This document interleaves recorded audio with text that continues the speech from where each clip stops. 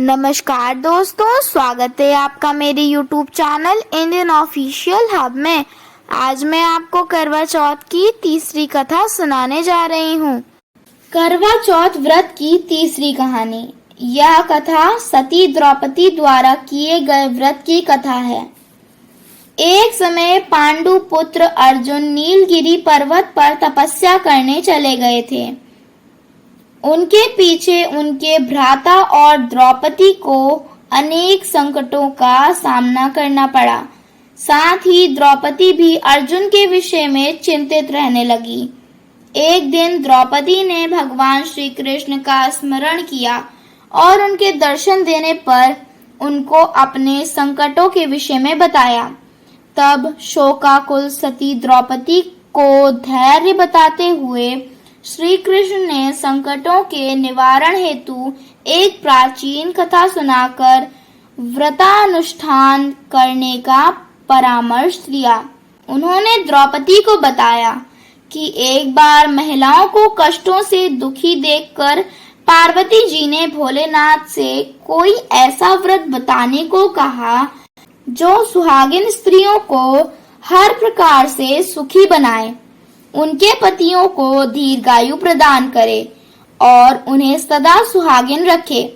तब श्री शंकर जी ने उन्हें प्राचीन व्रत का वर्णन कर विवाहित स्त्रियों को हर प्रकार से सुख संपन्न रखने एवं उनके पतियों को दीर्घायु प्राप्ति करने वाला बताया। उन्होंने कहा कि एक समय एक ब्राह्मण परिवार था जिसमें 4 पुत्रों के अलावा एक कन्या गुणवती थी। परिवार के सभी व्यक्ति धार्मिक थे और वर्ष के सभी व्रत पूजा किया करते थे। एक बार कार्तिक कृष्ण चतुर्थी को माँ बेटी तथा लड़कों की बहुओं ने करवा चौथ का व्रत रखा। सायंकाल तक व्रत पूजा की समस्त तैयारी हो गई थी। चंद्रोदय होने की प्रतीक्षा हो रही थी। घर में पूरी पकवान बने हुए थे। बेटी गुणवती को पकवानों की सुगंध ने उसकी भूख को जगा दिया। उसे भूखी और व्याकुल देखकर उसके दयालु भाइयों ने छल से उसे भोजन कराने की सोची। उन्होंने पीपल के वृक्ष की आड़ में नकली चंद्रमा दिखाकर बहन गुणवती को अर्घ्य दिला दिया।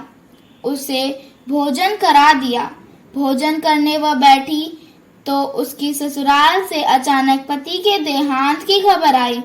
वह चित्कार करती हुई अपने ससुराल पहुंच गई तो वहां स्त्रियां तरह तरह की बातें करने लगी।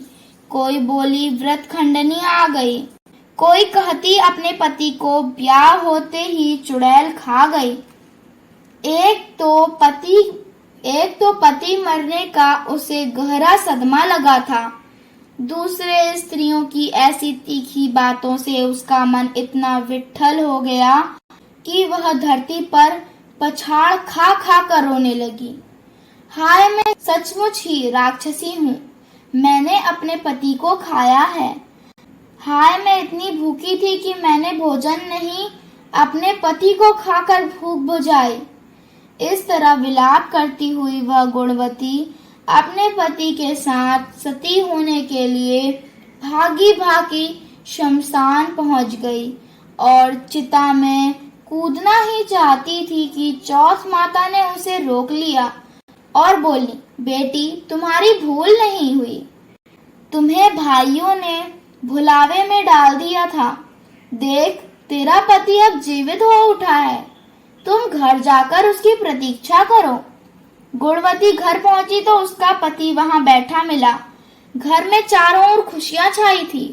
स्त्रियां कहने लगी कि गुणवती का पति व्रत धन्य और सत्य है। तभी गुणवती सहित सब स्त्रियों ने अगली करवा चौथ आने पर विधि पूर्वक पारण करने का निश्चय किया। कार्तिक कृष्ण पक्ष में जब फिर करवा चौथ आई तो गुणवती ने सभी भांति विधि पूर्वक व्रत किया। श्री कृष्ण जी बोलते हैं, हे द्रौपदी, तुम भी इस व्रत को करके अपने समस्त संकट दूर कर सकोगी। यही कार्तिक मास अगला ही मास है। करवा चौथ के व्रत को विधि पूर्वक करोगी तो अपने पति के सभी संकटों से मुक्त पाओगी। तो दोस्तों, कुछ इस प्रकार थी करवा चौथ की तीसरी कथा। उम्मीद है आपको मेरी आज की वीडियो पसंद आई होगी। पसंद आए तो एक लाइक, शेयर और कमेंट जरूर कीजिएगा। चैनल पे नए हो तो सब्सक्राइब कीजिएगा। बेल आइकन को भी ऑल पे प्रेस कर दीजिएगा लेटेस्ट अपडेट्स के लिए। मिलती हूँ आपसे एक और नई वीडियो में, जिसमें मैं आपको करवा चौथ की चौथी कथा सुनाऊंगी। तब तक के लिए धन्यवाद।